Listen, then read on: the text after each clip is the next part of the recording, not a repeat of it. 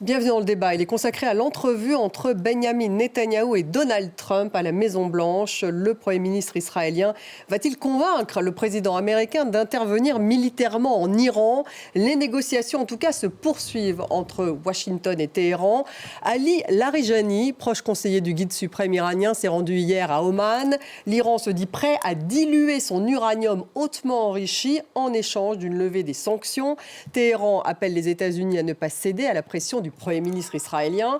En Iran, le régime des Mollahs célèbre le 47e anniversaire de la révolution islamique de 1979 et met en exergue les missiles balistiques lors du défilé à Téhéran. Alors que peut-il ressortir de ces discussions entre Netanyahou et Trump sur l'Iran? Le Premier ministre israélien peut-il persuader Trump de frapper l'Iran? Alors que des négociations ont lieu à Oman, quel est le message envoyé par l'Iran qui célèbre ce fameux 40e anniversaire de la révolution islamique? Le Premier ministre israélien va-t-il influencer le président américain? Voilà toutes les questions que nous avons posées à nos invités. J'ai le plaisir d'avoir Karim Émile Bitar. Merci. Voilà. Bon, merci d'être là, d'être à Paris, enseignant à Sciences Po, également professeur à l'Université Saint-Joseph de Beyrouth. Bienvenue à vous. En face de vous, Armin Arefi, bonsoir. Bonsoir. Grand reporter au Point. Vous avez préfacé le livre Azadi, 1079 jours, otage en République islamique d'Iran. Et c'est aux éditions Robert Laffont. Nous avons également Nitzan Horowitz avec nous ce soir. Bonsoir. Vous êtes en direct de Tel Aviv, journaliste et ancien ministre de la Santé israélien. Vous êtes ancien chef du parti Meretz. Bienvenue à vous. Avant de démarrer cette discussion, je vous propose d'abord d'écouter Benjamin Netanyahou, qui donc vient d'avoir cette entrevue à huis clos avec Donald Trump à la Maison-Blanche. Il s'est exprimé, c'est d'ailleurs la 7e entrevue entre Netanyahou et Trump. On va écouter justement le Premier ministre israélien, c'était juste avant son départ pour Washington. Nous aborderons divers sujets, Gaza, la région, mais bien sûr avant tout les négociations avec l'Iran. Je présenterai au président notre point de vue sur les principes de ces négociations, des principes essentiels qui, à mon sens, sont importants non seulement pour Israël, mais aussi pour tous ceux qui, dans le monde, aspirent à la paix et à la sécurité au Moyen-Orient. Nitzan Horowitz, Netanyahou, est-ce qu'il a été très offensif avec Trump, à votre avis? Que peut-il obtenir du président américain sur l'Iran? Bon, d'abord, bonsoir. Et puis, Netanyahou, il ne peut pas être trop offensif avec Trump parce qu'il est dépendant de Trump, du point de vue politique. Et Netanyahou espère souligner les lignes rouges pour Israël. Et fondamentalement, c'est Israël qui souhaite un changement de régime en Iran. C'est clair, cela a été formulé assez clairement par les dirigeants israéliens.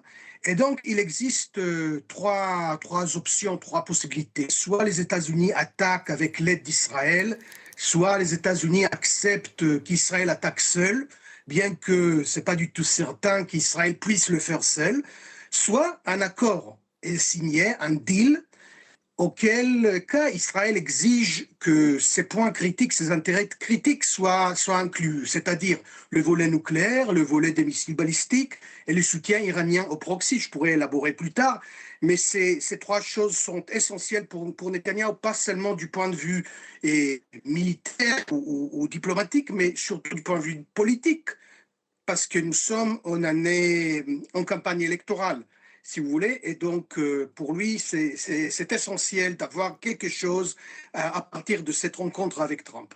On va refaire un petit problème de son avec vous, il me semble, Nitzan Horowitz, peut-être régler un petit peu ça en régie.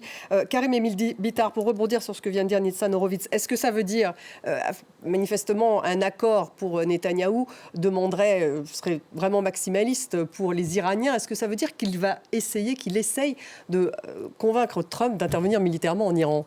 Il semblerait que oui, parce que ce qui est significatif, c'est que cet entretien était initialement prévu la semaine prochaine, le 18 février, et Netanyahou aurait, si j'ai bien compris, demandé à ce que ça se tienne plus vite lorsqu'il a vu que les négociations américano-iraniennes commençaient à avancer et que Trump était dans un état d'esprit un peu moins maximaliste qu'il y a quelques semaines. Donc, je rejoins ce qui a été dit. Netanyahou cherche à pousser vers un changement de régime. Cela ne veut pas dire pour autant que les États-Unis se laisseront embarquer, d'autant plus que leurs alliés dans le Golfe sont extrêmement réticents. Armin Arefi, est-ce qu'ils ont des visions différentes finalement, Netanyahou et Trump, sur la guerre des 12 jours de juin dernier lorsqu'ils ont frappé l'Iran et en particulier les sites nucléaires? Est-ce que pour Netanyahou c'est un début de frappe, il faut continuer, et pour Trump finalement, lui il a dit qu'il avait mis le feu à l'Iran, donc finalement il n'a plus besoin de continuer? Est-ce qu'il y a une différence là Alors, oui, il y a une différence. Déjà, Benyamin Netanyahou, lui, s'est félicité à l'issue de la guerre des 12 jours d'avoir quand même affaibli le régime, que ce soit au niveau de son programme nucléaire, de son programme balistique, et avant même la guerre, par l'affaiblissement de l'axe pro-iranien, donc ces fameux proxys. Donald Trump, ce qu'il a déclaré publiquement après la guerre, c'était: on a complètement démantelé, détruit le programme nucléaire iranien. Sauf que force est de constater aujourd'hui qu'on n'en est pas là. C'est-à-dire qu'on a toujours une grande interrogation sur la localisation des fameux 400 kg d'uranium hautement enrichi à 60%. Et on est totalement aveugle quant au programme nucléaire iranien tout bonnement parce que les inspecteurs de l'Agence internationale de l'énergie atomique ont été expulsés du pays. Aujourd'hui, ce qui est très intéressant, c'est qu'on constate quand même dans le discours des deux chefs d'État ou de gouvernement, Netanyahou et Donald Trump, des divergences. Pour Trump, depuis un mois après la fin de la révolte en Iran et de la répression des massacres qui ont eu lieu, Trump ne parle pratiquement plus que de nucléaire. Il veut un accord sur le nucléaire. Pour Benyamin Netanyahou, en tout cas publiquement, parce que publiquement, pour l'instant, il n'appelle pas à des frappes américaine en Iran. Ce qu'il dit, c'est qu'il veut un accord solide prenant en compte les fameuses lignes rouges et préoccupations israéliennes et, dit-il, de la région, à savoir sur le nucléaire, zéro enrichissement. C'est pas quelque chose que dit Donald Trump, zéro enrichissement d'uranium, donc la façon la plus simple d'arriver à la bombe.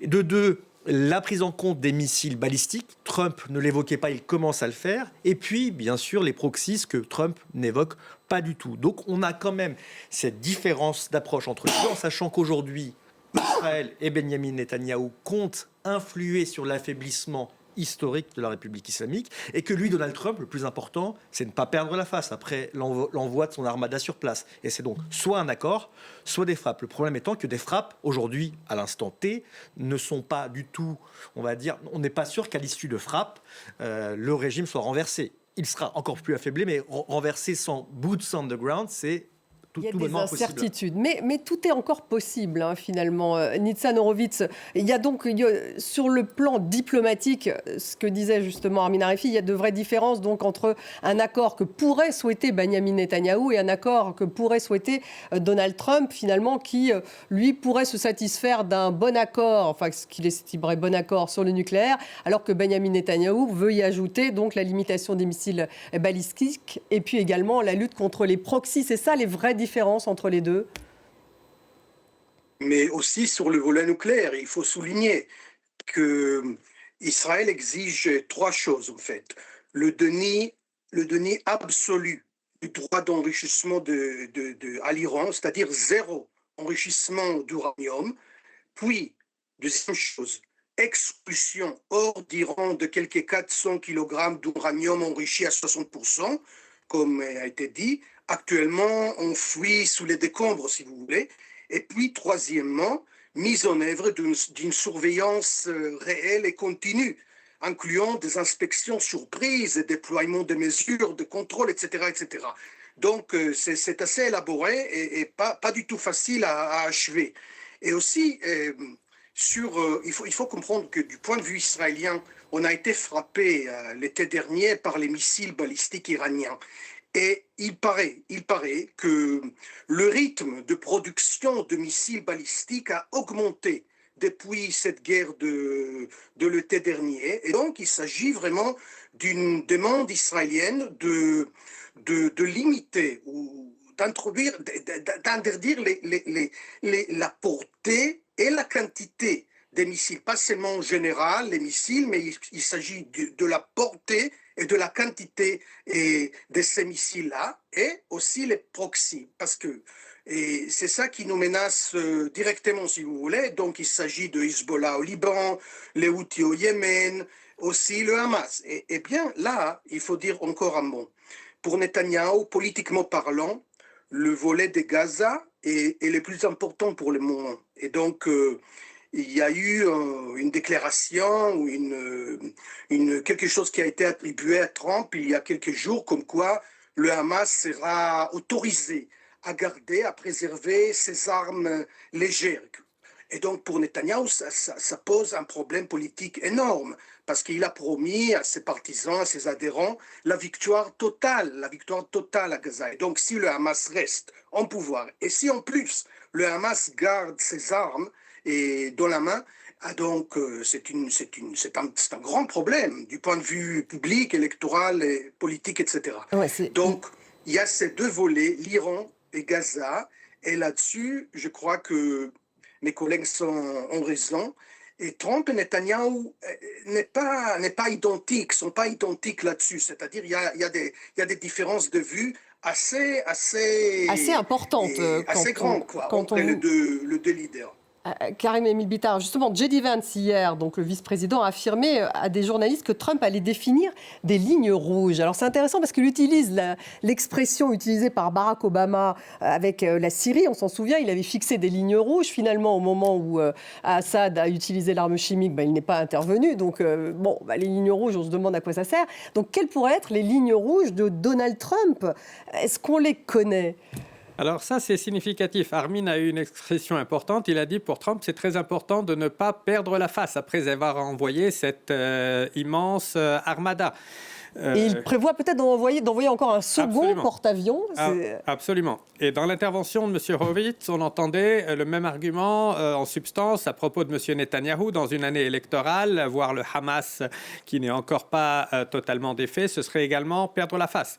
Mais côté iranien, cet argument pèse encore plus lourd, car s'ils doivent accepter 0% d'enrichissement d'uranium, céder sur les missiles balistiques et céder sur les proxys, ce serait perçu comme une capitulation totale et le régime ne me semble pas prêt à aller jusque-là.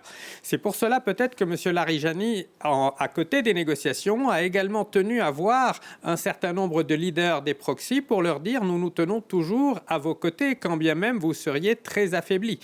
Donc nous sommes dans une situation de bluff stratégique. Aucun ne peut se permettre de perdre la face, mais les exigences maximales imposées par les États-Unis sont bien au-dessus de ce que peuvent accepter les Iraniens. Bluff, vous dites. On va écouter Donald Trump, d'ailleurs, c'était hier. Comme vous le savez, une importante flottille se dirige actuellement vers l'Iran. Nous verrons bien ce qui se passera. Je pense qu'ils veulent conclure un accord. Je pense qu'il serait stupide de ne pas le faire. Nous avons détruit leur programme nucléaire la dernière fois, et nous verrons bien si nous en détruirons davantage cette fois-ci. Mais certaines personnes s'inquiètent du fait qu'ils ont été très malhonnêtes avec nous au fil des ans, n'est-ce pas? Très malhonnêtes. Obama et Biden. Ce qu'ils ont fait en créant un monstre avec l'Iran était terrible. Cet accord nucléaire avec l'Iran était l'un des accords les plus stupides que j'ai jamais vus. Bon, Armin Harefi, il parle à la fois donc d'un second porte-avions qui pourrait être envoyé dans le Golfe et puis en même temps des erreurs de Obama et Biden en faisant référence à cet accord sur le nucléaire donc, qui avait été signé en 2015, dont il a fait sortir les États-Unis dès qu'il est arrivé au pouvoir. Ça, c'est Trump 1. Or là, il est peut-être question d'un nouvel accord nucléaire avec les Iraniens s'il sort justement la question du nucléaire du reste. Donc l'idée pour Donald Trump, ce serait d'avoir un meilleur accord nucléaire que celui signé par Barack Obama. Il faut essayer de lire entre les lignes. Je pense que c'est effectivement très intéressant de lire entre les lignes de cette interview parce qu'on sent déjà qu'il est obsédé par le fait de détricoter l'héritage d'Obama et Biden, ce qu'il a réussi à faire en sortant unilatéralement d'un accord que respectait la République islamique d'Iran, comme l'attestent les multiples rapports de l'Agence internationale de l'énergie atomique. Il ne faut pas oublier qu'à l'époque, c'est d'ailleurs sous les conseils avisés, voire la pression de Benyamin Netanyahou, qu'il s'en était retiré. Sauf que, problème, l'Iran avait à son tour pris ses distances avec l'accord et s'était rapproché de l'obtention de la bombe atomique, même si, d'après les renseignements américains, l'Iran n'était pas allé vers la construction de la bombe. L'Iran avait enrichi. On sent bien aujourd'hui dans le discours de Donald Trump qu'il souhaite un meilleur accord pour dire que je suis l'homme qui ait fait la paix au Moyen-Orient et pourquoi pas je mérite peut-être mon fameux prix Nobel 2026. Le problème est que Benyamin Netanyahou, lui, ne l'entend pas forcément de cette oreille.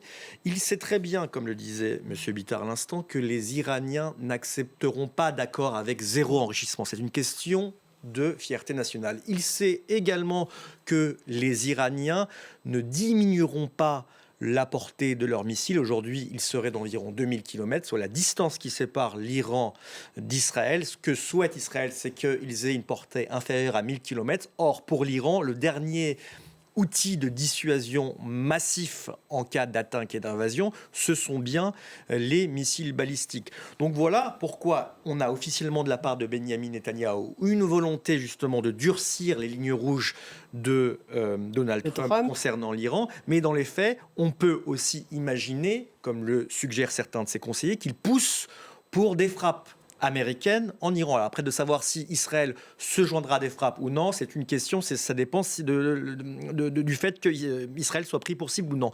Mais ce qui est très intéressant, c'est qu'aujourd'hui, mis à part Israël, l'ensemble des pays de la région ne veulent pas entendre parler de scénario parce qu'ils savent très bien qu'ils seraient les premiers visés en cas de représailles iraniennes, notamment. D'où peut-être un peu le rétro-pédalage de Trump. Le rétro-pédalage de Trump renforcé par le fait que lui aussi, en année de mi-terme, ne verrait d'un très mauvais œil qu'il y ait par exemple des bombardements sur des bases américaines et des victimes militaires américaines. Donc voilà l'équation à laquelle est confronté le président américain qui au départ, quand même, il faut aussi le rappeler, avait promis, en tout cas menacé de frappe les Mollahs en raison de la répression des manifestations, sauf qu'aujourd'hui, de manifestations, il n'est plus question. Et c'est bien la question d'un deal, d'un grand deal qui est remis sur la table. Le problème, c'est qu'aujourd'hui, les positions, qu'elles soient iraniennes ou américaines, voire israéliennes, sont diamétralement opposées. Alors justement, on va regarder l'image à Téhéran aujourd'hui, puisque le régime a montré un peu ses muscles lors du défilé à l'occasion du 47e anniversaire de la révolution islamique du centre de Téhéran.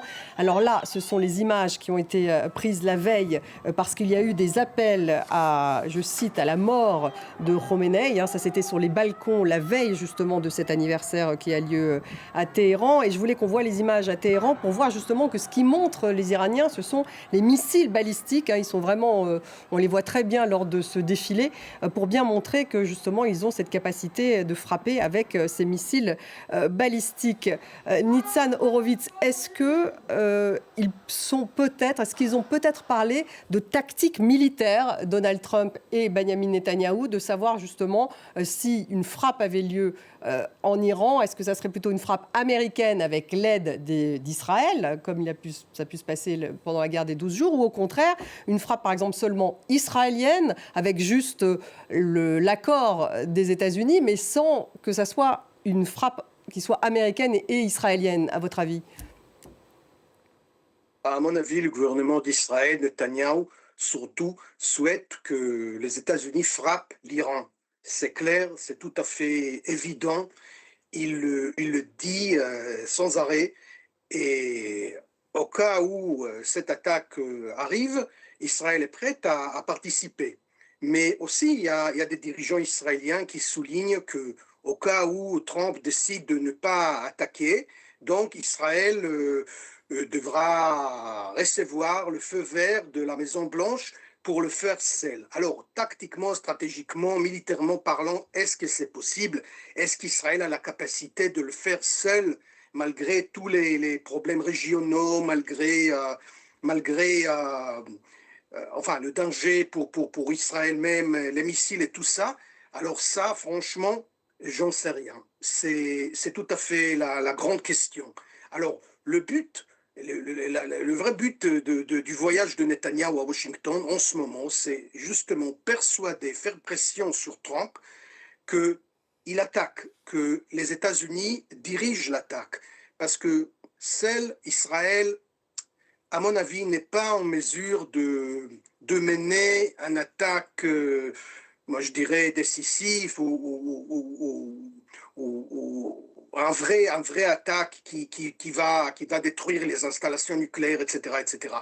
Donc, s'il n'y a pas une attaque américaine, donc Israël voudrait assurer que l'accord qui sera signé et inclura ces trois volets. Voilà, on voit les missiles balistiques et aussi le sujet des proxys, etc.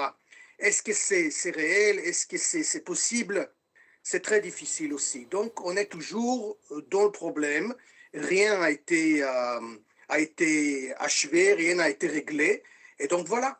Mais Trump, ce n'est pas quelqu'un avec qui c'est possible de deviner ses prochaines étapes. Hein. Oui. Donc, On- voilà, et tout est, on dit chez nous très clairement, c'est malgré toutes les considérations logiques, etc., toutes les manœuvres stratégiques, c'est Trump lui-même, personnellement, qui décide à la fin.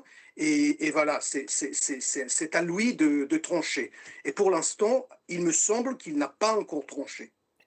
À votre avis, Karim Émile Bittard, est-ce qu'il a tranché ou pas? Alors, ce qui est intéressant, c'est qu'on va regarder le message sur X qui a été posté par Lindsey Graham, qui lui est un sénateur républicain, qui lui est très favorable à une intervention militaire. Vous pouvez lire ce qu'il a envoyé sur X. Au peuple d'Iran, Trump a toujours entendu vos pleurs et demandes de justice.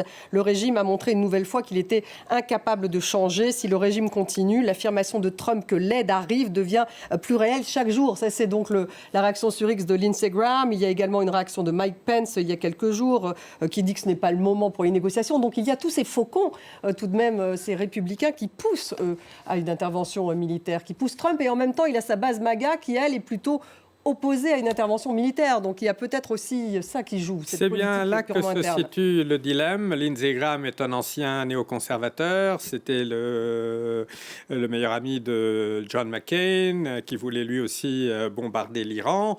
C'est le même Lindsey Graham qui a tenu le même discours que Netanyahou en 2003 en disant que si on attaque l'Irak, si on fait tomber Saddam Hussein, on va ouvrir une période de prospérité et de démocratie et de libéralisme au Moyen-Orient. Trump aurait intérêt en effet à écouter plutôt sa base, qui est certes très radicale, mais qui considère qu'elle l'a porté au pouvoir pour mettre un terme à ces guerres incessantes. Mais ce qui est révélateur, quand vous avez montré l'extrait de Trump, c'est qu'il semble toujours avoir plus d'acrimonie envers Barack Obama et Joe Biden, une véritable haine, beaucoup plus qu'envers Khamenei. Alors que l'accord qu'avait négocié Obama sur le nucléaire, il n'était pas mauvais. L'Iran avait fait énormément de concessions sur le nombre de centrifugeuses, sur l'uranium enrichi. L'erreur d'Obama est d'avoir voulu compartimenter et ne pas du tout avoir abordé avec les Iraniens la question des proxys qui ont continué à se la jouer solo et à être les bras armés de Téhéran dans d'autres pays de la région. Donc aujourd'hui, comment parvenir à un deal qui couvrirait à la fois le nucléaire, le balistique et les proxys, ça me semble être un peu la quadrature du cercle. Et c'est pour cela que le scénario qui est le plus à craindre, c'est celui d'un engrenage. Certains pourraient convaincre Trump qu'il suffirait de quelques frappes ciblées contre les Bassij ou les Pasdaran, etc., pour affaiblir encore plus le régime. Ça créera du chaos, de la fragmentation, mais comme ça, Armin Harefi l'a rappelé, ça ne suffira pas à faire tomber le régime, à avoir un nouveau leader à la tête de l'Iran, car c'est quand même un pays de 93 millions d'habitants, où il y a encore une petite partie de la population, peut-être 15-20%, qui est prête à aller au bout pour défendre ce pays. Et en même temps, donc, c'est ce qu'on montrait dans ces images, Armin Harefi, ces Iraniens qui sont même sortis au péril de leur vie, parce que la répression est extrêmement dure en Iran, sur les balcons en disant mort à Khamenei, mort au dictateur, mort à la République islamique. Donc ça, il le faisait encore hier, la veille donc de ce 47e anniversaire de la révolution islamique. Donc eux l'attendent, cette intervention militaire, à votre avis ? Alors, je ne peux pas parler au nom des Iraniens. Maintenant, ce que je peux vous dire d'après les témoignages que j'ai sur place, c'est qu'un grand nombre de personnes qui ont manifesté appellent à une intervention des frappes américaines contre le régime parce qu'ils sont désespérés. Beaucoup me disent, alors après il faut tempérer ce que je viens de dire, nuancer en tout cas, parce que j'ai également des personnes qui me disent qu'ils ne veulent pas la guerre, que c'est la pire des choses. La guerre, ils l'ont connue durant la guerre des 12 jours et aucun Iranien n'est descendu dans la rue contre les mollahs, alors qu'une grande partie de la population les déteste. Et bien sûr, leurs parents ont les souvenirs terribles de la guerre, des 8 ans de guerre Iran-Irak. Maintenant, ce qu'il faut savoir, c'est que il y a au sein de l'administration américaine et du gouvernement israélien des personnes qui pensent que la perspective de frappe américaine, suivie ou non de frappe israélienne, pourrait relancer le cycle de manifestation de la population contre le régime. Il ne faut pas oublier qu'il y a quand même une alliance objective, à minima aujourd'hui, entre le principal opposant à l'étranger, le prince Reza Pahlavi, fils du dernier dernier Shah d'Iran, le gouvernement de Benyamin Netanyahou et une partie de l'administration américaine, même si celle-ci ne le prend pas encore totalement au sérieux. Maintenant, comme l'a dit à l'instant Monsieur Bittard, la question c'est de savoir s'il y a des frappes, quel est le but. Aujourd'hui, on peine à comprendre quel serait le but de Donald Trump s'il frappait l'Iran, vu que lui, ce qu'il veut visiblement, c'est un deal, ou alors il menace l'Iran du chaos. Mais encore une fois, soyons clairs, sans soldats américains ou de forces armées de l'opposition conséquentes sur le terrain, il sera, en tout cas l'équilibre des forces serait totalement défavorable aux manifestants, alors qu'aujourd'hui l'essentiel de l'appareil répressif est entre les mains des gardiens de la révolution, de leurs subalternes paramilitaires, miliciens pro-régime Basiji, et que ceux-ci ont opposé une main de fer à la moindre contestation avec au moins, enfin en tout cas de 7 000 à 30 000 personnes qui ont été massacrées. Donc c'est la raison aujourd'hui pour laquelle quand même les chancelleries occidentales, en tout cas d'après ce qu'elles nous disent, ne voient pas, on va dire, de conséquences claires à des frappes américaine. Ce n'est pas l'avis des Israéliens qui estiment au contraire que Donald Trump a là une occasion en or d'en finir avec le régime s'il visait par exemple la clé de voûte du régime, le guide suprême, l'ayatollah Ali Khamenei. Ali Khamenei, justement, Nitzan Horowitz, pendant cette guerre de 12 jours, il me semble que d'ailleurs Benyamin Netanyahou souhaitait déjà qu'une frappe atteigne Ali Khamenei et que c'est Trump qui avait déjà au mois de juin dernier demandé à ce qu'il ne soit pas atteint. Ali Khamenei, c'est bien cela ? Oui, c'est bien ça, mais c'est pas du tout sûr que frapper Khamenei personnellement va renverser le régime. L'Iran, ce n'est pas Venezuela, où il suffit d'enlever le chef d'État et puis faire un deal avec son adjoint pour un changement de politique. Et l'Iran, c'est un autre cas. Alors, il est vrai qu'il y a une idée qui régnait en Israël depuis certains temps, que les frappes américaines pourraient réanimer le mouvement civique en Iran, les protestations, etc., l'opposition. Mais le problème, c'est que le régime à Téhéran a massacré quelques dizaines de milliers de protestants. Et puis les gens ont peur. Et même s'il y a des frappes américaines ou israéliennes ou quelconques, ce n'est pas du tout sûr que ça va amener à un renouvellement de manifestations de ce mouvement civique. Et donc, je ne suis pas du tout certain que ça va mener à un changement, à un renversement du régime. Donc, je suis tout à fait d'accord avec M. Arefi. Et si vous voulez changer le régime, il faut avoir les gens sur place pour le faire. Sinon, de distance, par les frappes aériennes, par les pressions, etc., ça va pas donner grand-chose. Et voilà, donc c'est ça le problème, parce que justement, du point de vue politique américain, républicain, du Parti républicain, ce n'est pas du tout... ce n'est pas du tout souhaité que Trump engage à une deuxième guerre avec des soldats sur place, pas du tout, hors question, hors question. Et puis, on sait que concerne Israël, je vous ai dit déjà, Israël, à mon avis, n'est pas en mesure de le faire seul.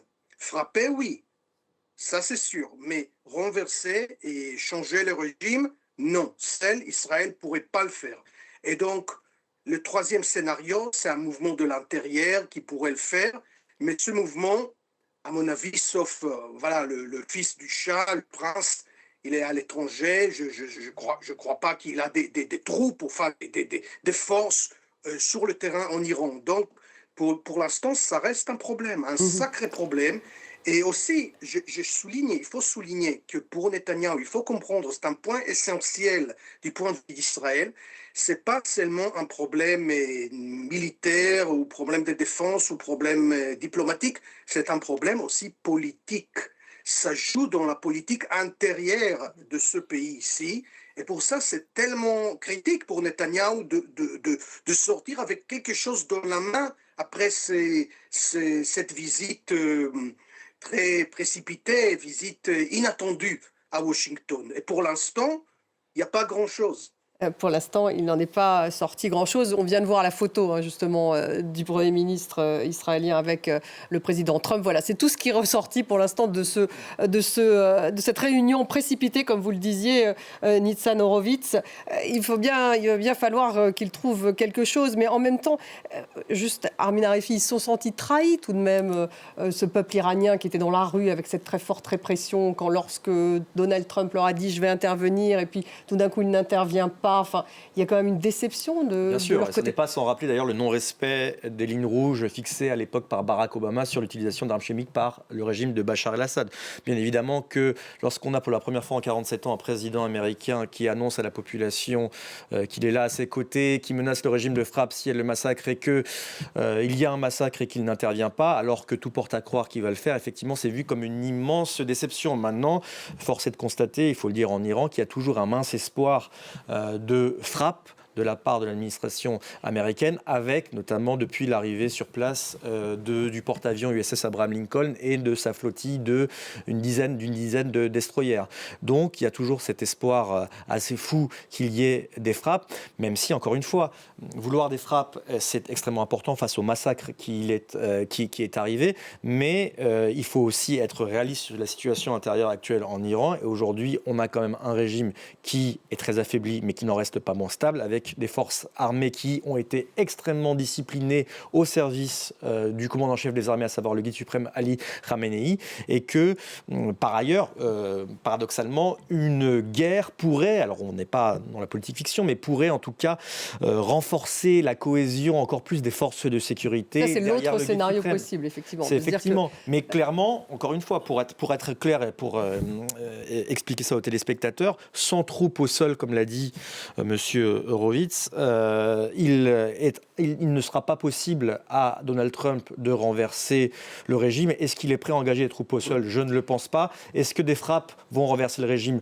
Non plus. Donc voici un peu la quadrature du cercle que citait M. Bittard. On est quand même dans une équation assez insoluble que lui-même, Donald Trump, a créée, parce qu'il ne faut pas oublier que sur la question du nucléaire et du balistique, il n'y avait pas d'urgence depuis la guerre des 12 jours. Le programme, qu'il soit nucléaire de l'Iran ou le programme balistique, a quand même été considérablement réduit. Donc c'est vraiment les manifestations, la répression qui l'a amené à tweeter. Et ben aujourd'hui, il est face à un dilemme dont lui-même a la plus grande difficulté de sortir. Et on va écouter justement le président iranien. C'était au moment justement de la célébration de ce 47e anniversaire de la révolution de la République islamique. Notre pays, l'Iran, ne cédera pas à leurs demandes excessives. Notre Iran ne cédera pas devant une agression. Mais nous continuons le dialogue de toutes nos forces avec les pays voisins afin d'instaurer la paix et la tranquillité dans la région. Ouais, discours, Karim Bittard. Donc on continue le dialogue, ce qui signifie essentiellement le dialogue autour de la question du nucléaire.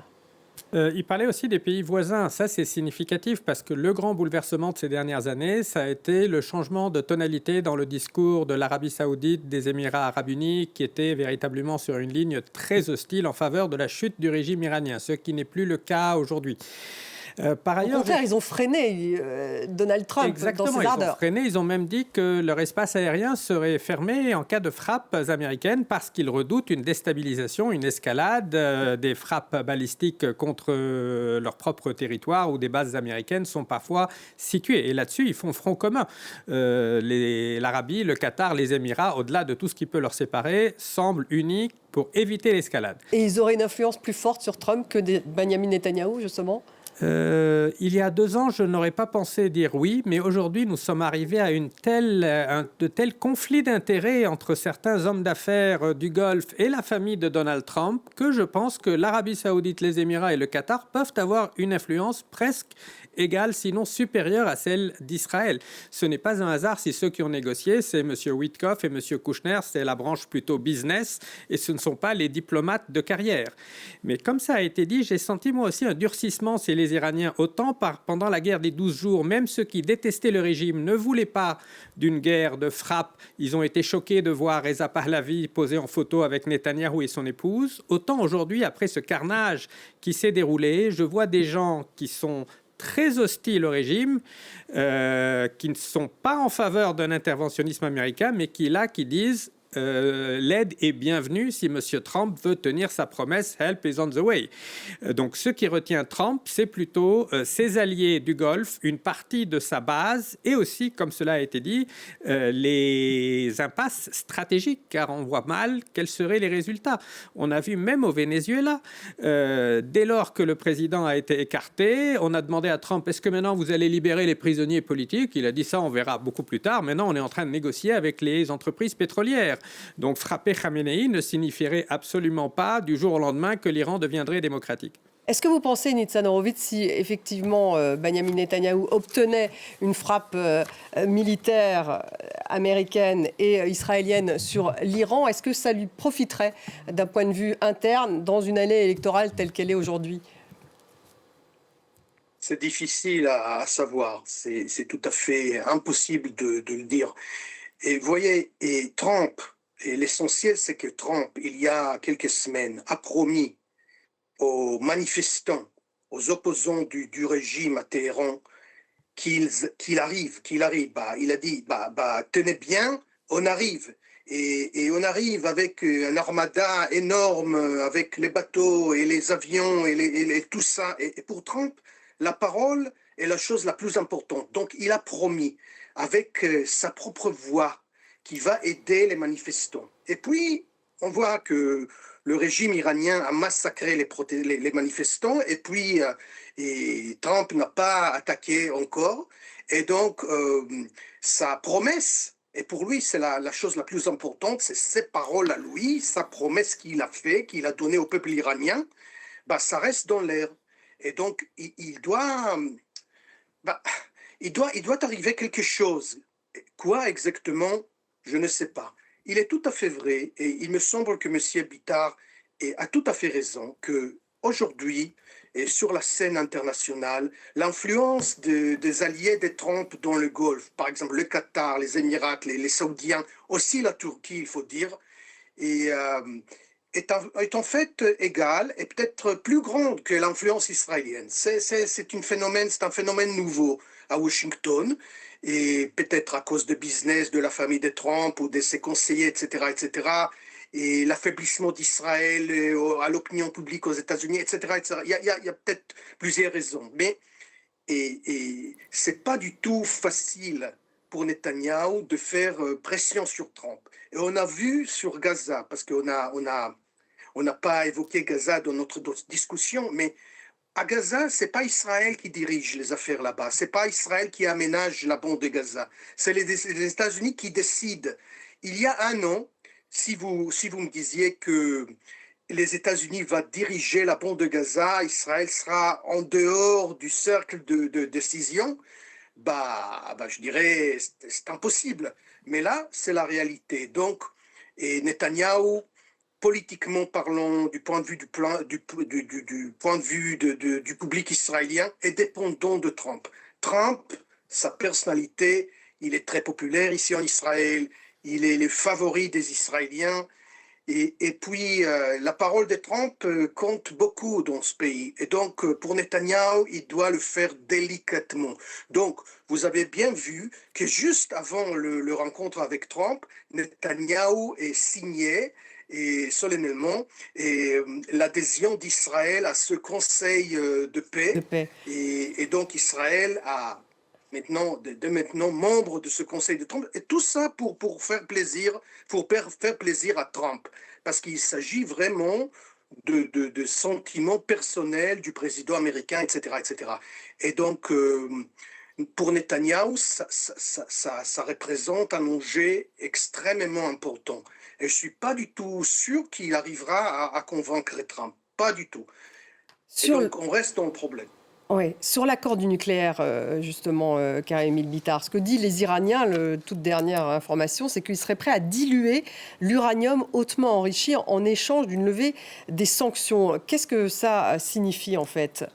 Je pense que le régime est quand même assez réaliste pour avoir réalisé qu'ils sont aux abois et leur priorité absolue est de sauver le régime, d'assurer leur maintien au pouvoir. Donc je pense qu'ils seraient prêts à faire énormément de concessions sur le nucléaire, l'essentiel étant pour eux de sauver la face, de ne pas apparaître comme ayant capitulé face à des pressions extérieures. quand ils diluent l'uranium, ça veut dire que justement, il sera moins enrichi et donc ils seront dans l'incapacité de produire la bombe. C'est ça que ça veut dire? Oui, ça montre bien que leur priorité, ça reste d'avoir une capacité de dissuasion. Ils savent que le nucléaire est une ligne rouge, pas seulement pour les Américains, mais pour beaucoup d'autres, y compris les pays arabes dont on parlait tout à l'heure. Par contre, les balistiques et les proxys, c'est plus compliqué. C'est quelque chose qui les humilierait s'ils devaient complètement y renoncer. Armin Arifi, donc on reviendrait à un accord très proche de celui de 2015, si les Iraniens acceptaient justement de diluer cet uranium hautement enrichi ou pas? Hautement, alors franchement, si l'on se c'est la dernière déclaration en fait du Conseil mais suprême. Si l'on se fie, alors effectivement, l'Iran est affaibli, il va devoir donner plus que lors de l'accord nucléaire de 2015. Maintenant, si l'on se fie aux déclarations de Steve Witkoff, l'envoyé spécial du président américain Donald Trump, ce serait zéro enrichissement. Alors après, il y a différentes manières d'arriver à 0% d'enrichissement. On peut reconnaître à l'Iran le droit d'enrichir, mais suspendre cet enrichissement tout en permettant la dilution du stock d'uranium qui pose problème de 400 kg et de l'envoyer soit en Turquie, comme ça a été évoqué, soit en Russie. Il y a 1001 manières, je pense, pour les deux camps de s'en sortir la tête haute. Pour ce qui est de la question des missiles balistiques, il est éventuellement possible pour l'Iran d'adhérer à certaines normes pour limiter la portée à 1000 km, même si, à mon sens, ça semble aujourd'hui difficile suite aux menaces de frappe américaines ou israéliennes. Il pourrait céder là-dessus aussi, vous pensez? En tout cas, il pourrait se contenter. Le plus important dans l'histoire, c'est que le régime, face à ces 20% de la population, ou 15% qui les soutiennent encore, ne perde pas la face. Et pareil, d'ailleurs, pour Donald Trump, qu'il obtienne quelque chose. Maintenant... Et sur les proxys? Sur les proxys, alors là, c'est beaucoup plus difficile. Après, rien n'empêche à l'Iran parce que ça veut dire quoi en fait les proxys? Ça ne veut pas dire que l'Iran du jour au lendemain va abandonner les groupes paramilitaires qu'il a mis longtemps à financer, à équiper. Voilà. Donc ce serait quoi? Ce serait qu'il s'engage sur un papier à limiter le transfert d'armes et le financement du Hamas, du Hezbollah, du Houthi, en sachant que ces groupes ont quand même été, on va dire, diminués, downgrade comme on dit en anglais, affaiblis par les diverses guerres menées par Israël suite au massacre du 7 octobre. Ce que je veux dire par là, c'est que il y a une volonté de la part du régime justement de donner quand même des choses à Donald Trump. Ce qui est important aussi, c'est ce que l'Iran veut en échange. Ce que les Iraniens évoquent, c'est quoi? C'est la levée de toutes les sanctions. Il ne faut pas oublier aujourd'hui, en tout cas d'un point de vue du régime islamique, que depuis le retrait unilatéral de l'accord sur le nucléaire iranien, plus de 1500 sanctions ont été prononcées contre l'Iran, que l'Iran est toujours officiellement empêché d'exporter son pétrole et que d'ailleurs ce n'est pas un hasard si le ministre iranien des Affaires étrangères fait miroiter à Donald Trump la possibilité de revenir investir en Iran et que Trump, pour la première fois, lui aussi, de son côté, ne s'est pas dit opposé à la levée des sanctions secondaires, mais également primaires, les sanctions directes des États-Unis contre l'Iran pour soutien au terrorisme. Donc je pense qu'on n'est pas encore au bout de nos peines et qu'il pourrait se passer des choses. Maintenant, pour Israël, c'est une ligne rouge et Israël ne veut pas du tout entendre parler de sanctions qui seraient levées. D'ailleurs, ce qui est intéressant, c'est de voir qu'Israël, que ce soit sous la République islamique ou même sous un autre régime, même si aujourd'hui on ne voit pas forcément d'alternative, ne verrait pas d'un très bon œil que l'Iran, cette puissance, renaisse de ses cendres et que l'Iran puisse à terme concurrencer, devenir, on va dire, un adversaire, un rival d'Israël. Mais ça, c'est une autre histoire. Ni les pays du Golfe, d'ailleurs. Oui, il y a un autre paradoxe intéressant. On disait tout à l'heure que Trump est toujours très populaire en Israël, mais à contrario, Netanyahou est de moins en moins populaire aux États-Unis, même chez la communauté juive américaine, qui est très largement plus proche du Meretz que de Netanyahou. Il y a eu un sondage récent du Washington Post et de l'Ipsos disant que 39% parlaient de génocide à propos de Gaza. Chez les moins de 34 ans, on est à 50%. Vous ajoutez à cela une partie de la droite qui commence à critiquer Israël, ça fait beaucoup. Merci beaucoup, Karim Emil Bitar, Armin Arifi. Merci beaucoup, Nitzan Horowitz, d'avoir été avec nous en direct de Tel Aviv. Et merci à vous tous de nous avoir suivis. Vous retrouvez l'émission sur les réseaux sociaux et je vous dis à demain.